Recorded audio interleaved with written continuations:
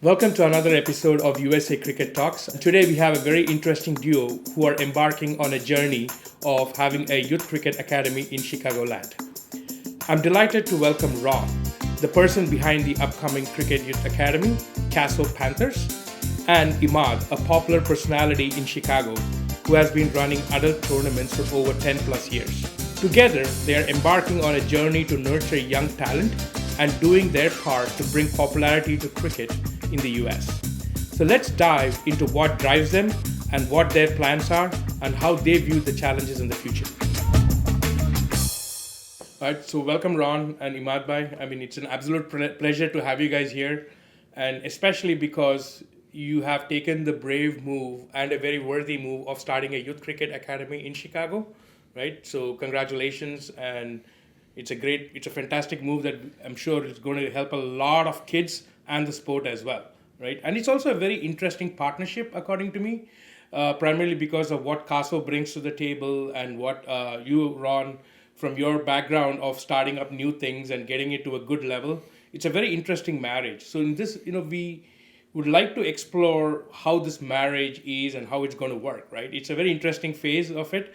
But before we get into the nuts and bolts of the youth cricket, Emaad bhai, we all would love to know more about Caso, right? You guys been around for 10 plus years, a very popular cricket story in Chicago, right? Yes. So let's go back. How did this all start and all those good things? Well, I will start from myself. I moved in 2008 in Chicago, and got bored during the night times because there is nothing to do.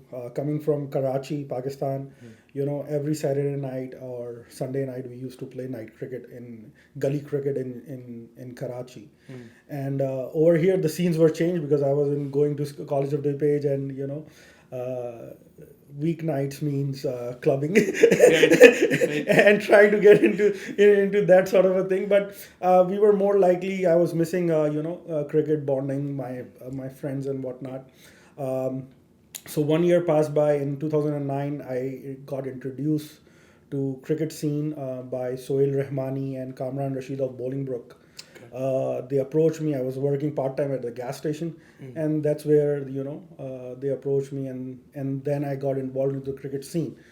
But I wasn't happy because it was a very closed setting of people that were playing cricket. Yep. As an outsider, you weren't allowed to get into the game and start playing. It was already 4 or 5 players were sitting outside just to get a game, and a game a week was like a dream come true back in 2009. I'm talking about. Then I was introduced, I kept playing on, and I got introduced to Tariq Bhai, and I started playing with his team, Hemant Cricket Club, and then I got to know him better, and then the stars aligned in a way that I wanted to, do something in cricket, make sports popular, have more opportunities in cricket, where there was very limited opportunity back then. So we started with winter indoor tape ball tournaments. Okay. That's where it was started. The Caso didn't bond yet, but the idea was to because summer, you get summer outdoor cricket, but winter it was a very very dead scene in Chicago cricket. So we started working on that in 2012 and 13. We made a full-fledged league committed to winter indoor cricket. So and we started getting the teams. So first time we got 8 teams in just first half of the season. The next season we got 16 teams. In after that we used to play in Des Plaines area. Then we opened it up in Romeoville. Then we got it Schaumburg. Yeah. So that's how the idea of Caso was born. It's very interesting because right now you folks not just you guys play cricket throughout the year, organize cricket tournaments throughout the year, white ball, red ball, tape tennis ball, right? It's there 360 almost throughout the year. Yes. And that's fantastic. And you have more than I think the most interesting part is not a lot of people know as to how many cricket grounds exist in Chicago, right? So one day that I counted, it was 27 grounds There you all go. over Chicago that we have available to the public to play. Fantastic. So it's never the I'll say we have more than enough ground. It's just a matter of how we gonna, work together to make sure that we use those grounds to the maximum. But again, it's a long shot that all the other organization needs to come in and try to pull in one direction. Right. And 27 grounds is a lot of grounds given the number of people who play cricket, Yes. right? Adult and youth, right? And that's not many people really know this, right? Unless because the way people may think in a city like Chicago, it's a cold place, right? We may have probably 6, 7 grounds, right? But 27 grounds that's really gets occupied throughout the summer period. Throughout the summer. Nothing you don't. You will not find any open slot in summer, especially in hardball cricket, and that's the issue because more and more people are coming in. So when we then what we were trying to do in 2012 and 13, that we were like, hey, let's organize long weekends tournaments, and that is where in 2015 CASO was born. CASO is Chicago All Sports Organizers. Yep. So our first idea was to have a long weekend tournaments and special tournaments where we can promote cricket on a larger scale, on an interleague stage, Correct. all that kind of stuff. And so, approximately, just curious, how many teams or how many tournaments? The CASA has got different tournaments. Yes. Right? So, just intelligent guess, how many tournaments exist in CASO League and approximately how many different teams play? So in last summer, we had 6 different tournaments, and around 84 teams played in all the different tournaments. 84 different teams. 84 teams we had, and in winter, as of currently, we have 56 teams in 4 different tournaments, and 3 more tournaments to go until April. So all in all, I'll say 140 plus teams that plays in winter, in all different tournaments, one night tournaments, long weekend tournaments, long format tournaments, 10 games, 6 games. So around 3,000 players play in CASO as of now, and the proper thing that we have started we started in 2018, where we started professional cricket with 8 teams. Okay. Next year we got 16, then 20. So what is that specific tournament called? So we started with the red ball tournament. We start with the leather ball, and we got 8 teams in it. Okay. Then next year we introduced the T20 because nobody was doing. CASO has always wanted to do something where nobody is. So at that point of time, nobody was focusing on the red ball. Red ball scene was dead in 2017 and 18. Mm-hmm. So that's where we focused our energy because red ball game is different, Yep. The ball come onto the bat different, the ball swing differently, yep. The ball hold is shaped differently, throughout the game. So that's where we thought that it will be a better thing to go into it. Got it. Again, then, so what is a red ball tournament called? It is called Mid America T30, and okay. Thanks to Sarthi Krishan. Sarthi Bhai helped us a lot in securing grounds and making sure that our leagues grow. And he was like, whether you guys gonna do it or not do it, because again, the point is that you have to have a ground in order to start a league and make sure you have a good location and a stable ground where you can plan your tournament accordingly. And saying thanks to Sarthi, he's amazing. He's still with us. And that's how we got Ron as well. So Sarthi is very key component. Sarthi has been with Panthers as well, right? Yeah. So from the very beginning, from season 1, so he is always very helpful. So how did this whole idea of youth cricket came into the picture, right? So and it's a very interesting one because youth cricket is getting very big in this country, right? There are many different academies popping up in, especially the big cities, right? And as a result of it, the infrastructure for cricket is also, the ecosystem is also getting built, right? But before we get there, what made you all venture into the youth cricket? So CASO was trying to have its own youth program. The problem with the youth program, or even with cricket, is to have dedicated people with you, because it's not an easy thing. People think that it's very easy, that you have to put a flyer out and that's it. That's it. So we were looking at possible people, candidates with whom we can work with, and that is where me and Ron cross path, and we spoke. I offered him to be a part of Caso Youth Management, and see how that program can prosper. And he brought his own ideas, and that is how Caso-Panther Youth Academy was born. And then Yeah. then the rest is history. And everything happens for a reason, and the timing, right? So the timing was absolutely perfect, because at the time was I was also looking at ways in which we can improve the academies in general, not only in Chicago, outside, and so I was also looking how we can do that. And Emaad bhai approached me about the same time, like, let's do it together. Emaad bhai, it's a lot of work. I don't know. I definitely need a place to play and practice and all that. But academy is a lot of work. It's a lot Yeah, of like, work. let's just do it. Let's Right? just do If we don't do it, then who's gonna do it? Right? And your board, I was looking into your website, and your board of directors is just fascinating, right? As to what like the folks who comprise of it, and they bring a variety of expertise into the picture, right? So why don't you just talk us through how you went up? Who are your board of director folks, right? And how did you go about getting them or convincing them to be part of this? Sure. So the first of all, it's me, Emaad bhai, and Tariq bhai. We're the three partners for the Caso-Panthers Academy, right? But I had some contacts. So I was out of cricket for a long time. So when I first moved to the US, I was looking at where I can play cricket. I saw some people playing at Washington Park. I approached them and like, I can come and bowl for you if you want. I'm not that bad of a bowler, but they were not interested. They said, you got to practice like 3-4 times a week. Like, I have no time. I'm traveling. I was working for IBM. I'm still working for IBM.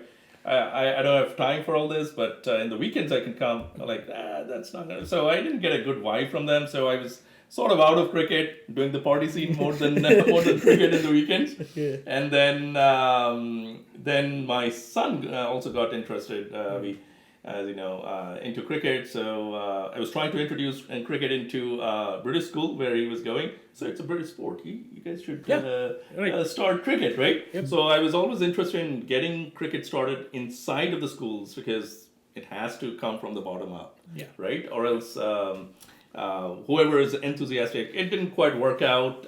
They did try to work with one academy. It led to some issues. It had to close down. Then my son moved on to University of Chicago Labs. So now I'm trying there to open a club and so on. But in the meanwhile, what happened is that kind of introduced the roadway, and I got to know there's leagues going on in Chicago. I didn't even know. Like you say, like Yes. less than 10 or 15% of people know so many leagues are going on. So I'm like, oh, this is great. So he got into an academy, and then I got involved, and people started telling, Ron, let's open a team. I'm like, I would love to get back into cricket, but let's see. So that's how the Chicago Panthers was born, and then destiny led us to this academy. Yeah. So like from a youth academy perspective, like again, let's go back to your board of directors, right? So who are, I mean, what does it comprise of, and So what do they bring I to the was table? getting to that. So I had a few folks who helped me build the team. So obviously they're always trying to help me, and in the meanwhile I met a few really good cricketers. So Emaad bhai is obviously there. Tariq bhai is there. We have Masood bhai. Masood bhai, Masood Chick, who is really. If you talk about Chicago cricket, Masood Chick is one of the guys who started all this. He was with Midwest before. He played with Gavaskar and the Indian team at one point. He's also from Karachi, I think. Yes. He was born in Delhi, but he moved to Karachi, and then he was playing for Pakistan Premier some league, right? Over there. PIA, first class PIA, cricket. first He class played cricket. under 19. Yeah. Then he moved to the US and Yeah. Good. That's an interesting person to have in your board of directors, because back then, I mean, in the 80s, and cricket was infant, like a kid in Pakistan and India as well. Like from an infrastructure perspective, from popularity perspective as well. And when you have folks who are coming from that time, from playing at a pretty professional level, they bring a lot of thought expertise into how to make the sport bigger and better, right? Yes, see, I personally feel I may be biased a bit. The reason of success of Caso is because of Tariq Bhai, because his vast experience, 40 plus year of experience, when he moved in 81 and start playing cricket over here, from 82 to up till now, the experience that he have, it's immense, and that is why Caso is what it is, because of his wisdom and because of his vision, where he sees things that this is how cricket should be. This is how we have played. Modern cricket have changed, but again, the point is, if you are reviving cricket or establishing cricket in some new space, you have to start with the basics. You cannot, get into the modern version of it and try to get a good result on it. That is just my 2 cents on it. I personally feel that if you are trying to make something from the scratch or trying to build it up, you have to build it up in the old ways thing, because that lasts. Yep. That has some wisdom in it, rather than saying that the new norm is this, so why don't you continue in that sort. I think that is why some of the stuff backfired in local cricket. It's because of too much innovation and too much newness to it. I personally feel that if you want to grow cricket, the old way was the better way. Got it. And who else are there in your board of directors? Jatin Bhai, Jatin Bhai is there. and then we have Phil. Yeah, we have Phil. Phil is a coach coming in from UK and joining us. Okay. So he'll be here in March. Awesome. So and he is originally an Australian, but he's been coaching in UK for a while now, and with a very, very prominent club there. I spoke to the club's director as well. Amazing guys with a lot of experience. Right. So we're bringing a lot of experience from who has been teaching as well. Suki is there. Suki is our main coach now. Suki has tremendous experience playing Division 1 in Japan. He opens for Panthers, as you know. So great player, great Friendly. great with He's one great of those. with kids. Yes, so One of those who's very good with kids. So you need both, right? So you cannot just be a great player and get irritated when kids are doing something wrong, right? So you have to have the patience to repeat the same thing over and over again, and that's how you become a good youth coach. So you have like 2 coaches, right, as of now. Yep. And Jatin Patel is also part of your Jatin board. Patel is our And advisor. he's a USA Yes. Hall of Famer Yes. guy Yes. as well, right? He So- brings a lot to the table as well. Yes, of course. As far as the coaching goes and the program goes, you need an expert. That's where we want to tap in. Where we want to make a league youth league that has everything in it, and we are not here just to open it up and close it out. We want to make sure that our basics are correct, and when the kids come in, they know what we are doing. It's not just that hey, here is a bat, here is a ball, and you guys can figure it out. What do you want to do? So and that approach, any approach to popularize cricket is good, but I'll say when you are introducing cricket to new kids, you have to be very careful, because once their interest is gone, then you have a bad PR.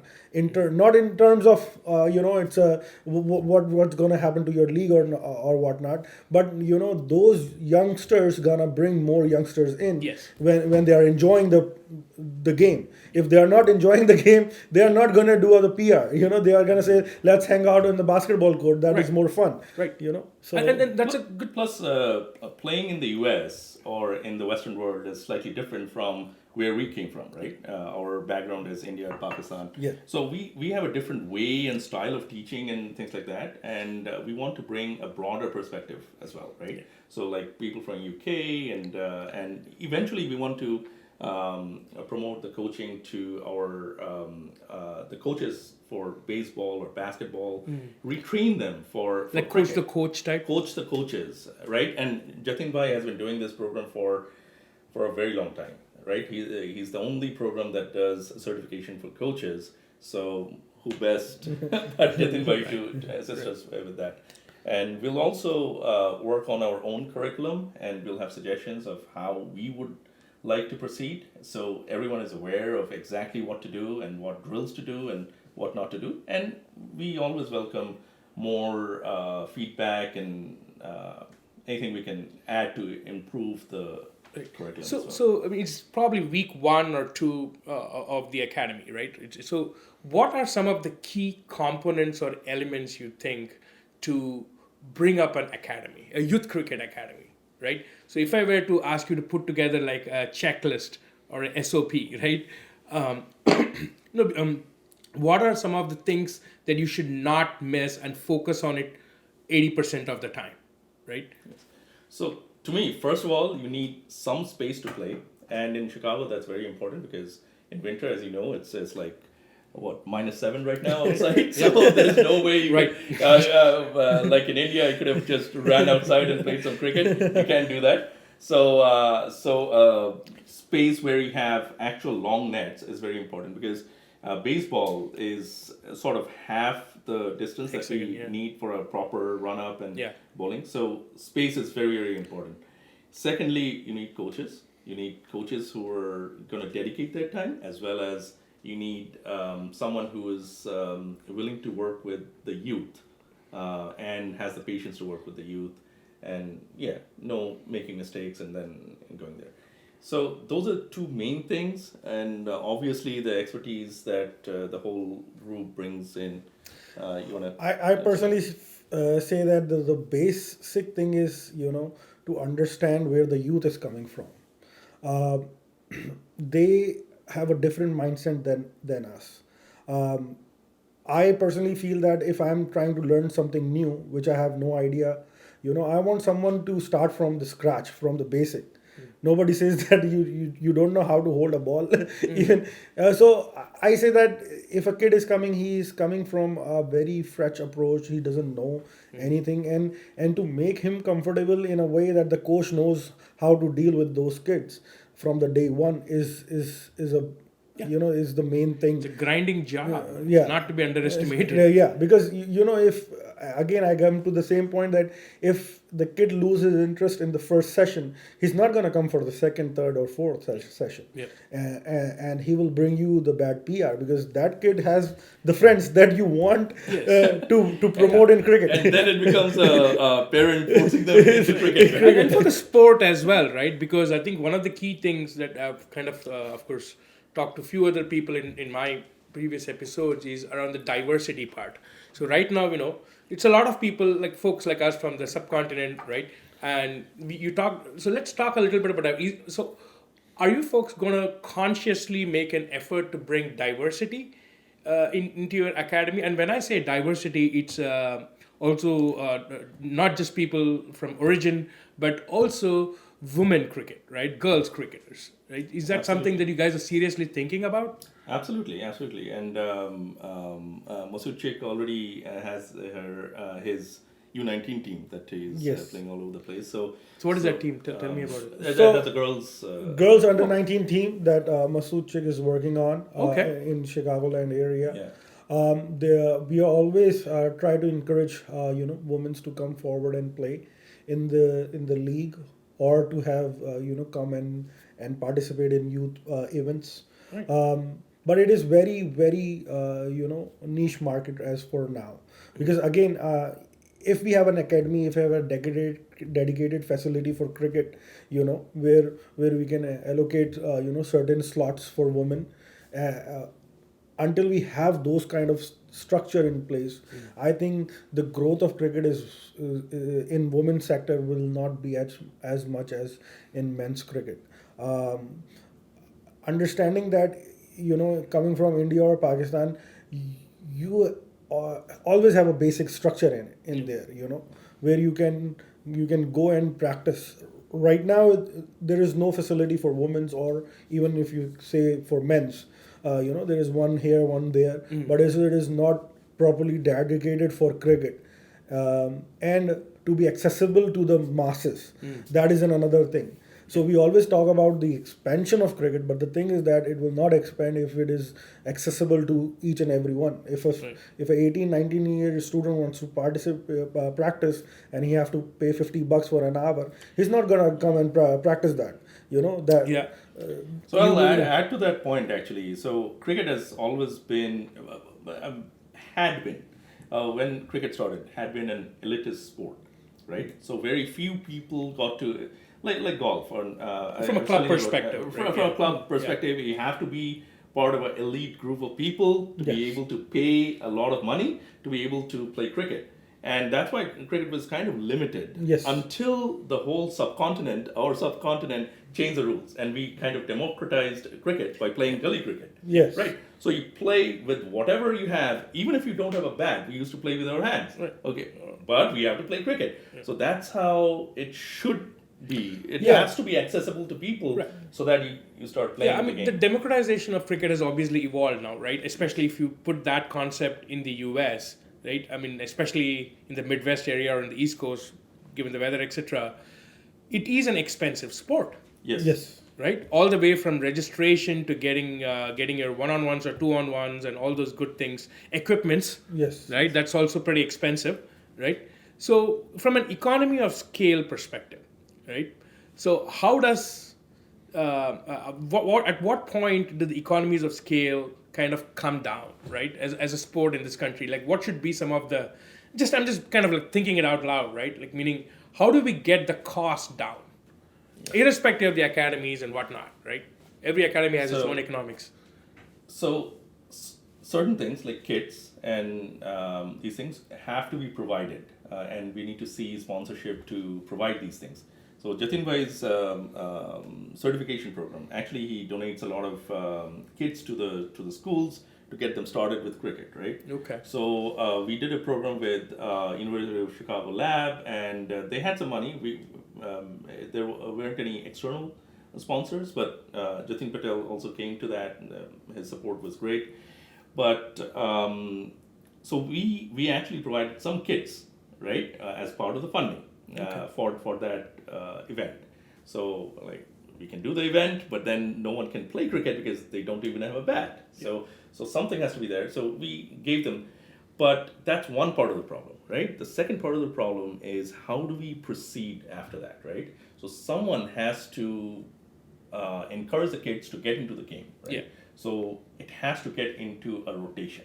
What do you mean? So by rotation, what I mean is when you have all throughout the semesters or seasons or whatever you call it, in the schools, you have seasons for basketball or swimming or all types of sports, right? And so you'll have baseball, you have soccer, right? Football, and some of them are elective, right? So in the same season, you can select either soccer or baseball, right? Because it's warm and you can play either sport. Cricket has to get into that rotation. Got it. So once it's in the rotation, it automatically there'll be for schools to promote the sport and teach the coaches.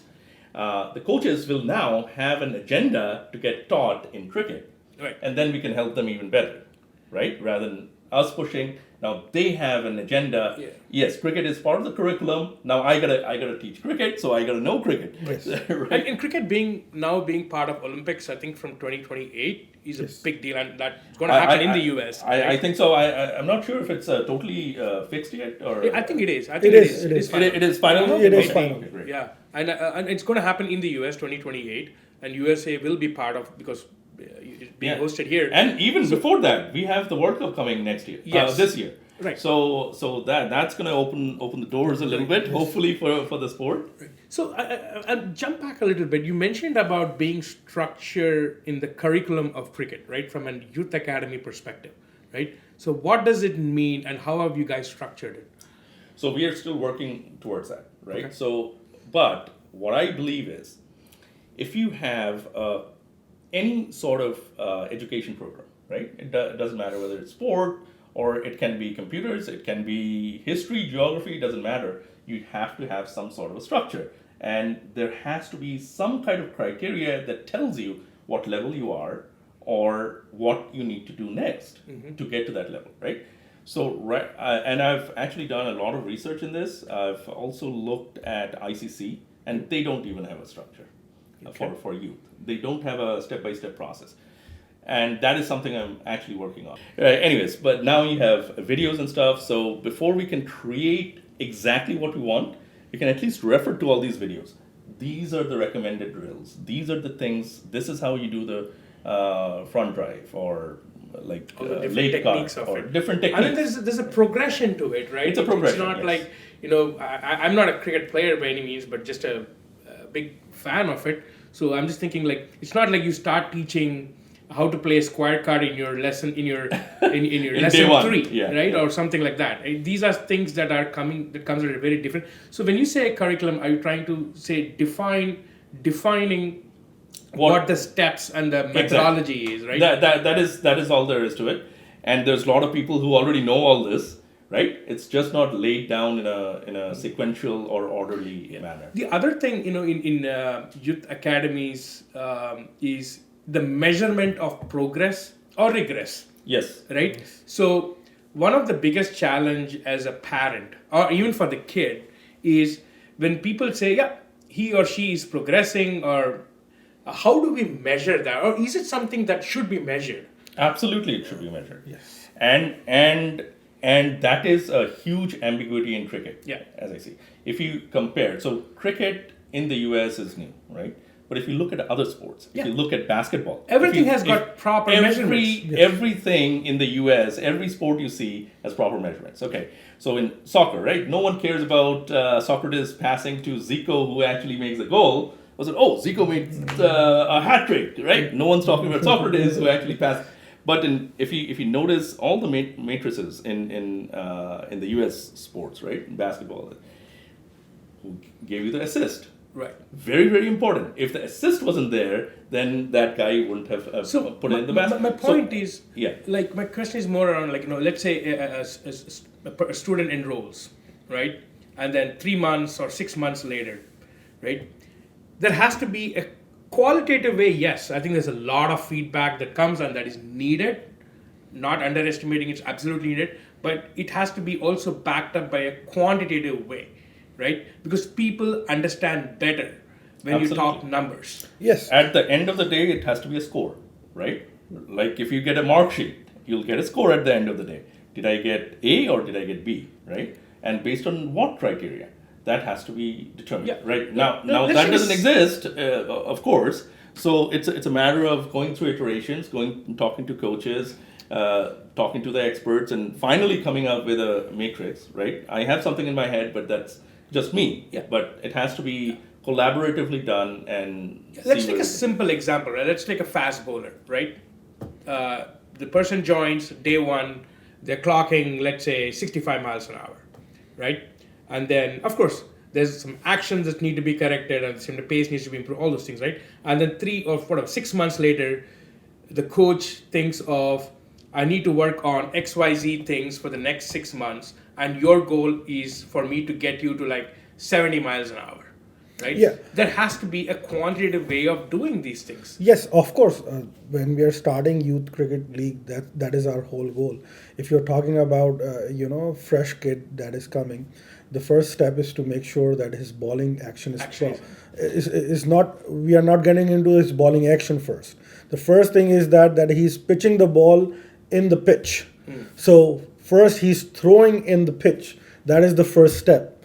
Doesn't matter if his hand swing is coming correctly, he's swinging on sidearm and whatnot. First thing is that he have to put the ball in the right place so that he has the vision where he wants to pitch. Then comes the things that, hey, you want to adjust his bowling action. Because if you get first into adjusting his bowling action, he will not be able to throw the ball the way he wants to throw the ball. Every bowler has a different angle, action, and a science to it. So everything is correct. There is unless he's jerking, he's just coming and throwing like a baseball. So of course you measure it according to that. As a player, there is only three categories: batsman, bowler, and fielder. So you measure it through their performance in how they are doing in batting, how many times they are middling the ball, how many balls that the bowler is putting in the right area, if I am talking about the indoor practice, because a lot of people doing the practice, the adults are also doing the practice, but how they are doing the practice is just have to bowl 24 balls, and the batsman is trying to make the ball into four pieces, just trying to hit hard, like hey, but that's not how you practice. You practice that what you're trying to practice. You're practicing a pull shot, a cover shot, a straight drive or a block. So that's how you measure. Like, hey, if a kid wasn't able to hold a bat properly, or he wasn't coming on the front foot, our idea for the first 4 weeks is that he does that, or a bowler just pitches, within the wickets. Because it doesn't matter if he's throwing or whatnot. That comes later part. First, he got the confidence when he knows that I can hit the stumps. If he's not hitting the stumps, and we're just trying to say like, hey, ball. Yeah. The coaching approach and the technique, Yes. obviously varies from someone who's starting to somebody who's been playing for a few years. And all those Absolutely, things, yeah. right? And one thing that America has done well in every sport is using technology and data. That's a context behind me asking this question. Yes. Right? Is that there's a variety of technology that is available out there, and not many youth cricket academies have actually tapped into it, right? Yes. And so there is clearly an opportunity there to kind of differentiate and to make kids better, right? And that's Yes. And I've actually tried out some of these technologies. I'm a technologist, so right. That's why I asked you. I buy a bunch of things that don't actually work. Saturday, Dhawan is saying, "Oh man, this is the best thing in the world." I tried. So there's this little thing you put on the bat, and then it measures the bat speed and all that stuff. So I bought two of them. Okay, one for me, one for Abhi. We're going to measure everything now, and we're going to go down to the data. As soon as I make contact, proper contact with the ball, it just pops up. Oh, that little striker thing from the top. Yeah. So it's useless, right? So there's a lot of products that are coming up. I think there's a few others. You stick it on the bat, you get some measurement. So I have my own vision of how it can work. I'll at some point, if I have time, I'll develop an app on that. So you can do a lot of data even through videos rather than putting equipment on it. And so those are things of the future, right? So those apps don't exist. That's why I'm interested in probably developing one at some point. But the problem is not just that. So batting techniques, yeah. So if you have a coach right now, it's a manual process. He's going to look at it and say, okay, don't angle the bat this way. Play it the straight way, right? So for a drive or something like that, right? So it's mainly done manually, but yes, we should look into all these. Absolutely, AI we tools and all should, that. because I tell you what, as much as an art it is, the sport, I refuse to accept that you cannot incorporate science into it. You have to. Absolutely. If you want to get to that, if you want to really get there as quickly as you can, there has to be an objective way of looking at this. And I'm not a big fan of people who are cynical in saying, "Oh, there's no way you can do it." It is doable. You just haven't explored it. No, and not just that. So talking about the apps and the practicality of the apps and what works and what not is a different story. There's an actual paper out there. There's several papers. There's a website dedicated to biomechanics of cricket. Okay, so biomechanics of cricket has two parts to that paper. So one is about batting. So what is your how your muscles are moving and how they're connected internally.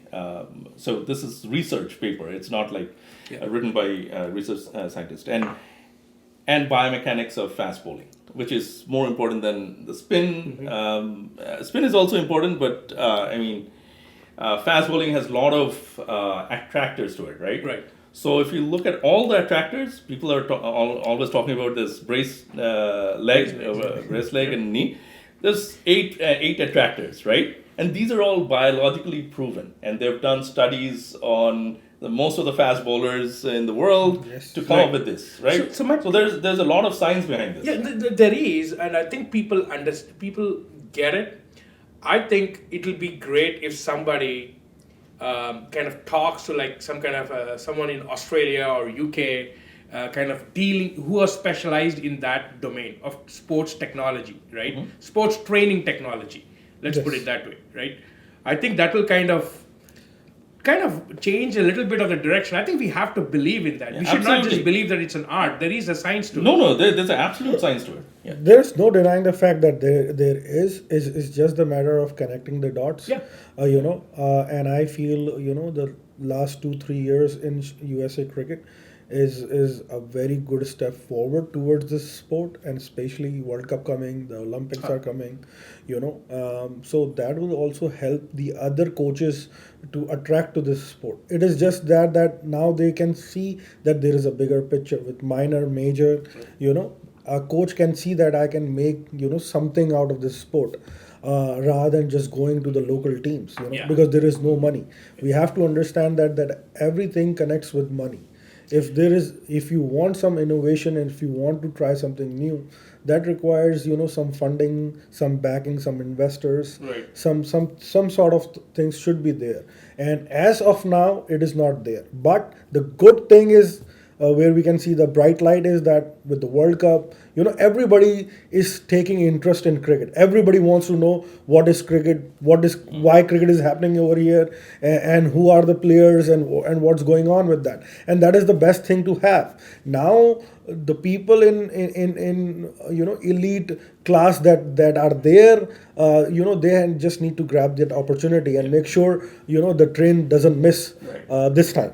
Yeah. I think it's an important time for cricket in this country. Absolutely. And talking about technology, I was only talking about the biomechanics.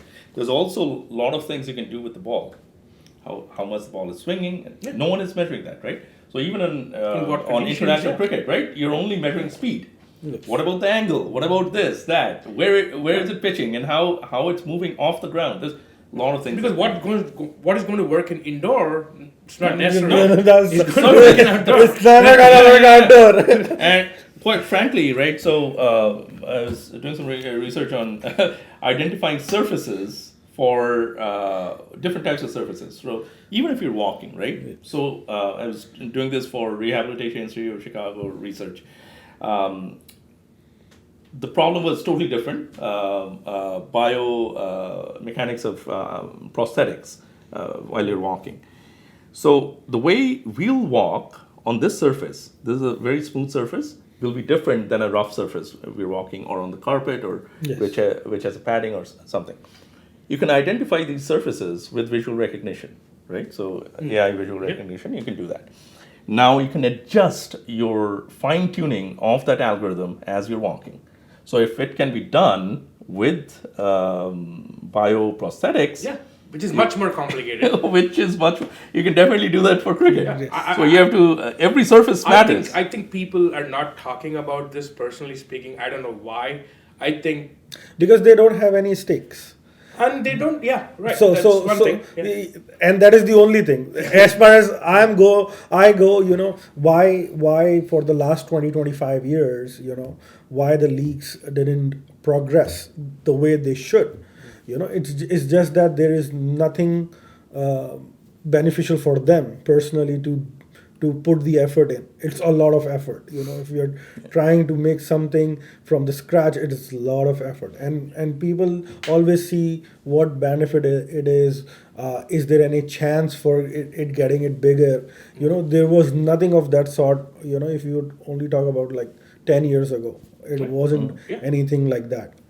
Though players were coming from India and Pakistan and playing over here. There's some really good talent. And some good, current players are coming and playing, even from Caribbean side and Canada side. So they are all coming. South Africa, Sri Lanka, good talent is coming from Sri Lanka as well. So those things are happening. It is just a matter of time that somebody says, like, hey, I am here to put my time, effort, energy in making this And sport. funding. And funding. funding. So that's one part. So so this youth cricket academy is purely funded by you guys Yes. Yes. from start to finish. That is Yes. correct. Kind of story. Okay. The three of us. Three of if you're okay. And so just 1 year from now, let's say we meet, right? And we will. Right? Yes. Hopefully. I mean, for sure. So what are the two things that you would say one each, like that you are telling yourself that you should do it in the next 1 year, right? That you will not compromise at any cost. What would those two things be 1 year from now? So Caso always believe in one thing. Whenever we start something, we make sure that we give it a try for at least 3 to 5 years. Great. And we don't start anything if we don't have the vision that hey, we can continue this for the next 3 to 5 years, because nothing will give you a result within a year or 6 months. So one thing is that making sure that we last for 3 to 5 years in order to have a pathway and making sure that we are on track of that. The other thing is to make sure that the not only indoor but outdoor cricket is also growing in terms of practice and whatnot, because there is very few opportunities for the youth in summer outdoors, especially in the weekdays as well for the practice. So we gonna continue this thing for Mondays and Wednesdays for summer outdoors as well. So we have progress that, you know, if a kid is in there and he played for two sessions, means 2 weeks, 2 months, 2 months or 3 months, then if he's waiting for the next winter, everything will be gone. His interest will be gone. You get rusty on Yeah. So you have to have a path where thankfully Caso and Panthers Academy is working on that the cricket should go throughout the year as we do in our regular leagues, because that is the way we got so many new talent, so many new players, so many new teams are formed, because people are playing every single weekend. So their interest develops. Because if they are only playing for 2 to 3 months, they will not get that many opportunity. It's a marathon, right? Yes. If you have to get somewhere, you got to clock a good 8-10 years consistently. Period. Absolutely. Assuming everything else aligns. Yes. Like where you're practicing, who's teaching you fitness, and there's a whole bunch of things. Hopefully we will have a very prominent youth academy next year around this time. Great, awesome. What would be yours, Ronnie? To me, the first thing is giving people opportunity to play. Great. So if you don't play, you don't improve, you can't get anywhere, right? So we will make sure we give everyone opportunity to play in some tournament, and as many tournaments as we can organize. Okay, so that and to participate in other tournaments like USA Hub, MLC, and all that. That's already there. So as many tournaments we can do, we'll try to do that. Everything, all constraints permitting, and the more they play, they'll improve. And what we would like to do is grow our talent and show people that it can be done in a place like Chicago, when half the year we can't even play. But we'll try to bring in more talent who can guide the kids, the youth from different parts. Diversity is another thing I would really like to focus on, because unless it becomes more of an American sport and a diverse sport. Absolutely. And we're getting into MLK weekend, right? So diversity is a big thing. We should look into that. It has primarily, at least in the US and many parts of the world too, been a South Asian sort of led community. I would love Australians and folks from UK and others to lead some of the efforts. Yeah, right? I'm a big believer of that, because no matter how talented folks come out for the sport in this country, if there is no diversity, it is not going anywhere. Exactly. Period. Yes. So it has to be taken seriously. And a real criteria. It's not a semantic thing or anything. It is a very serious thing.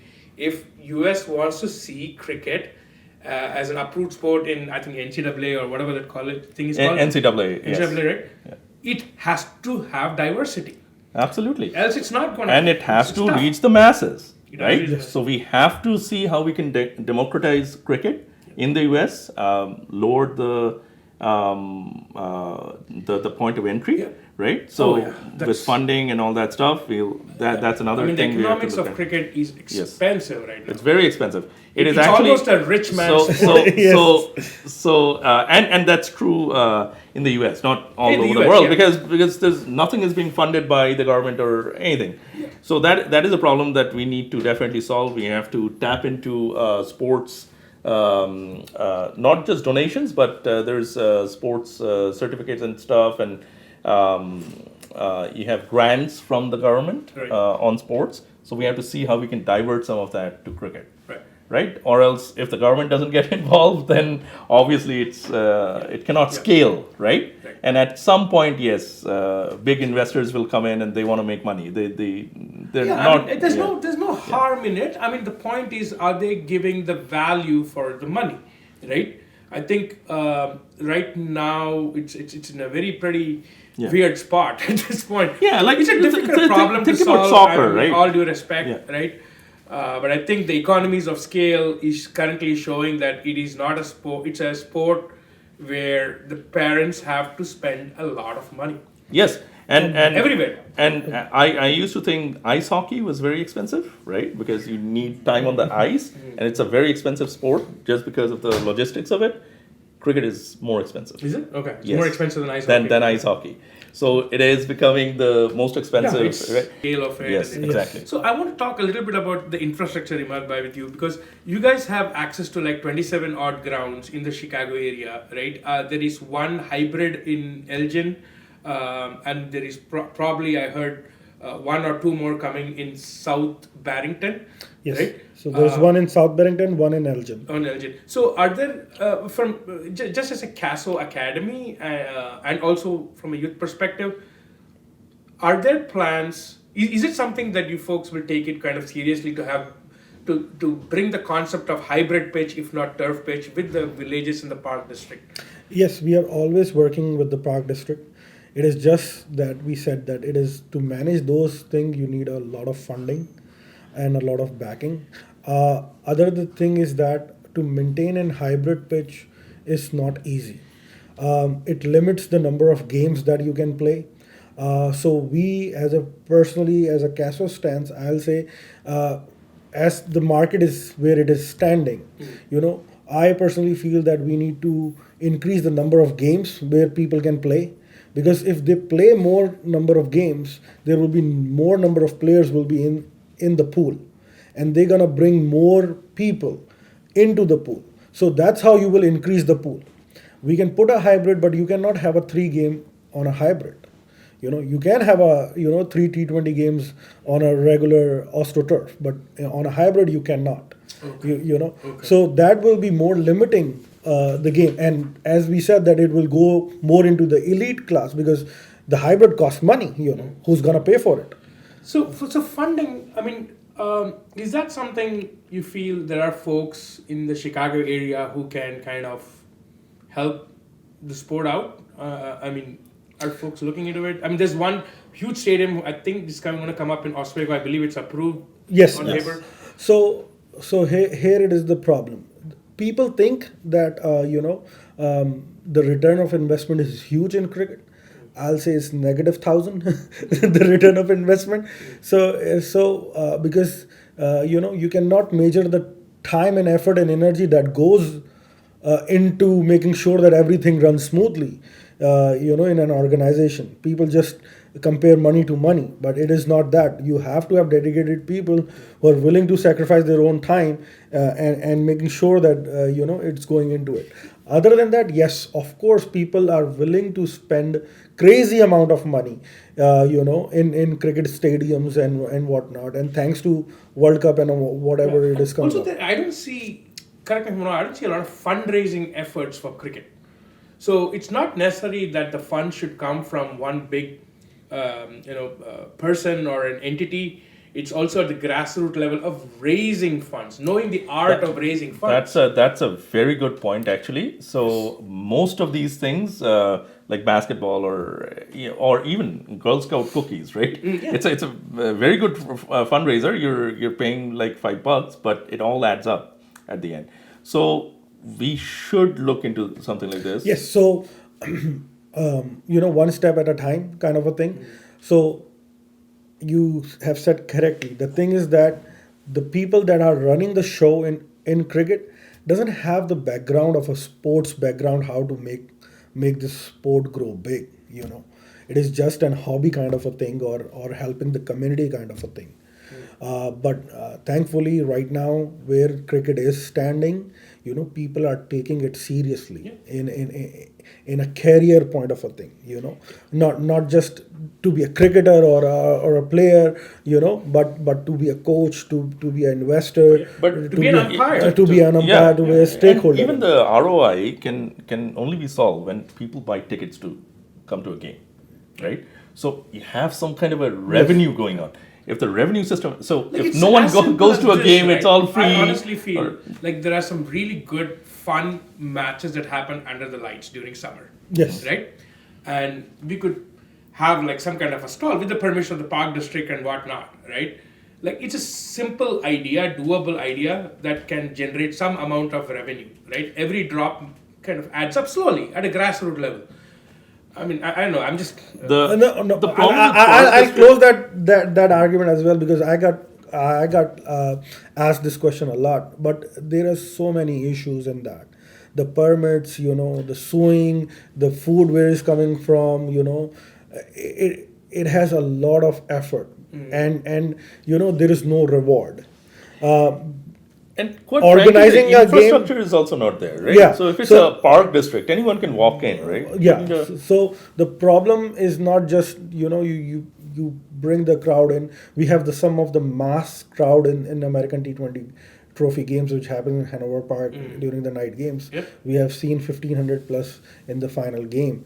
So that's a lot of crowd that comes in a regular games. There is 100 to 200 people, which was never heard or seen in recent times. Correct. I heard that there was some games in back in 2000 when people was coming, bringing families and whatnot. It has to be a family picnic event. Yeah. Back in the day, that everybody was bringing their wives, kids to the game. Their barbecue was happening, and the boys are playing. Absolutely. and that's what happens in New Zealand and No, other places, Australia. Yeah. trust me, it's So, it's amazing. so we want to bring all those things back, to this fold as a current, because that is one thing which is missing. Because when a family is supporting, you want to do more in cricket, rather than you are saying, oh, अभी जाने बेगम को pick करना है, मैं out हो गया, मुझे अभी जाना है. It's always in the back of yeah, it's very interesting. I mean, it's a fascinating venture. I think the whole what I was stating earlier is that you folks are pretty solid in the adult side of the tournaments. Yes. And the grounds and the infrastructure, right? Some very popular, talented folks even playing in the Caso League itself, right? And having the Youth Cricket Academy is a good kind of marriage where everybody's strengths can be leveraged properly. Yes, right? of course, because that is the logical things to do. And thanks to Ron for and the passion that he have. Me and Tariq Bhai is always available 3 a.m., 4 a.m., 5 a.m., 12 noon.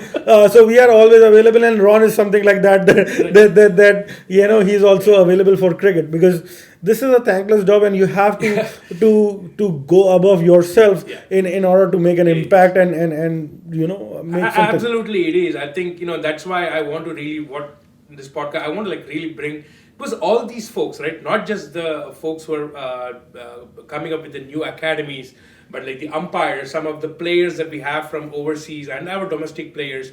The common person doesn't know what goes on behind the scenes. Yes. And we can't take this for granted, because if we don't appreciate the value that these folks are bringing to the table, people need to be recognized and appreciate, to be self-motivated in life. Yes. In everybody, right? So these are like some valiant efforts, and which will kind of get the rewards of it, Yeah, of course. later on in life in different ways. And I just want to take an opportunity and saying that I'm very thankful. I always say that the people who have invested their blood and sweat in Chicago cricket, from wherever, in 1965 or 88 or 1888. Every single guy matters. Even in today's, whoever is running a smallest league of even two teams or playing, they have playing their part in making sure that Chicago cricket thrives, and that is the main goal. I myself or other person or you or him, we got all gonna pass something to the next one, and they're gonna carry it, and we want to make sure that we leave Chicago cricket in on a high to the next generation, so that they can take it forward and make sure that it sees all the highs of the world. And you bring up a very good point that a lot of cricket academies are popping up. That's a very, very good thing. Yes. Right. So the more academies, to me, they start. Yes. The better it is for cricket. It is better for the sport, and we have more collaborators to collaborate with. Yes. There are more games, Exactly. more people playing. Let's take cricket to the next level. I think there's a classic saying in that it's the goal is not to conquer more percentage of the pie, but to increase the size of the pie itself. Yes. So more youth cricket academies come, more grounds come in, etc. Everything adds up to it.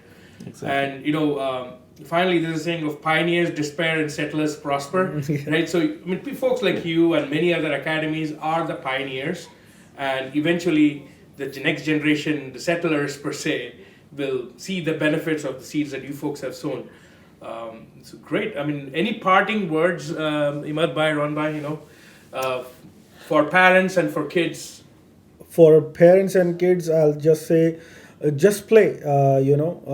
Cricket just don't reveal your character; they also build your character up. And it's a very beautiful sport to play, and it showcases a lot of strength and mental fitness while you play cricket. You have to be on ground for 5 hours in scorching heat. It tests you good, and you are not even bowling or batting. It's a true team sport. Yes, that's a true team sport. Absolutely. Very, very much. Absolutely. Very much so. Well, we have to popularize cricket in the US. That is one of the problems. So we have to get into schools and universities. We started university league, university as well as school. Only universities participated last year, called Cactus, right from the Panthers side. But now we have Caso, so we can all bring it. That's a very to interesting other. initiative. Let's talk about it quickly. So, at very high level, how many colleges or universities participated? So- or how many players? Yeah, so it was doing anything for the first time is, of course, very, very difficult. So we had been talking about it about a year. And then when it comes to actually talking, so I didn't want to just invite a lot of the university students actually play for the Chicago Panthers team. University of Chicago and Northwestern Captain, they're both in the That team. is something that you've been doing great. And Yes. let me, actually, I've seen this, Yeah. right? Is that Ron actually goes to different universities and colleges, figures out students, Yes. right, who have played cricket or who are interested in playing cricket, and gets them into their team, does not charge them anything Yes. for that. Yes. So that's So again, you have to bring the entry level, the point of entry down, or else, of course, they can't play, right? So because especially in the U.S., it's a very expensive sport, as we discussed, right?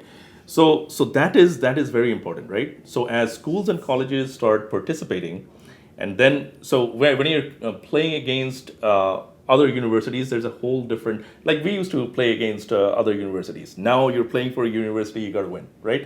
So it gives a different level of pleasure in those sorts of tournaments. So academic league is absolutely something that we want to move forward with. We had 4 universities last time. University of Chicago, University of Northwestern University, University of Wisconsin-Madison, and UIC, University of Illinois in Chicago. So we had 4. They're now spreading the word to other universities, and they want to participate. We'll see how many actually show up. But I just don't want to play with the players. I want to also interact with the head coaches of those universities who are actually funding these clubs. So they're clubs at the moment. They're not part of that's why we need to get into the rotation. That's why we need to get into NCAA. But at least there's a club. in every university that supports cricket. There's a small amount of funding. So they are playing, and now we're trying to get them into a tournament without them having to invest any money. So we need some sponsors. Obviously, we had a few sponsors last year, as you know. Thanks to the sponsors, or else it's not going to be possible to do these things, right? And the way we can improve this, say maybe the schools are not into hard cricket. Can we do a tennis ball cricket? Right. Tennis ball. So something like that, something to get them into the entry level, and that's how we can improve on the sport. Absolutely. Great, guys. It's been, we can keep talking. Right? Yeah. For cricket, you can talk to me like 6-7 hours straight. But there is so much to cover. Absolutely, and I want to thank you folks, both of you, and Tariq Bhai, who couldn't make it, but definitely for all the efforts that you folks are putting right now, and hopefully you'll see the results in a manner that you want to see, you wish to see. So wish you all the strength and all the best. And if you're a parent looking to explore cricket for your kid, do check on the link below of Caso-Panthers and get in touch with Emaad or Ron. So thanks a lot, guys. Thank you so much. Thanks a lot for having us, and it was lovely talking to you. My pleasure, man. Thank you, man. Thank you. Thanks. Appreciate it. Thank you, man. Thank you.